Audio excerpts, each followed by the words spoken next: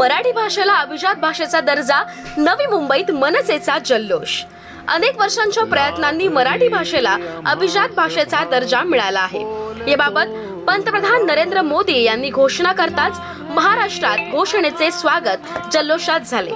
मराठीसाठी कायम आग्रही असणारा मनसे पक्षाने ही जल्लोष मोठ्या उत्सवात साजरा केला। नवी मुंबईत छत्रपती शिवाजी महाराज चौक वाशी येथे ही जल्लोष साजरा केला गेला।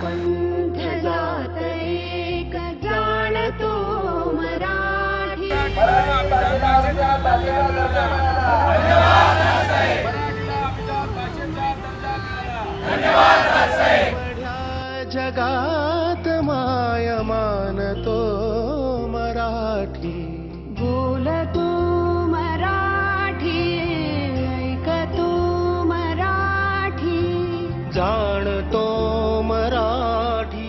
महाराष्ट्रातील असेल, देशात असेल किंवा जगातल्या सगळ्या मराठी जनांची ही मागणी होती की या मराठी भाषेला अभिजात भाषेचा दर्जा मिळावा।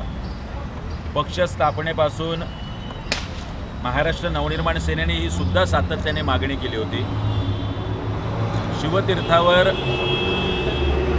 या देशाचे पंतप्रधान श्री नरेंद्र मोदीजी यांना पाठिंबा देताना सुद्धा स्वतःच्या पक्षाला आमदार, खासदार किंवा मंत्रीपद न मागता या महाराष्ट्राला आणि या माझ्या मराठी भाषेला अभिजात भाषेचा दर्जा द्या, अशी मागणी सन्माननीय राजसाहेब ठाकरे यांनी केली होती।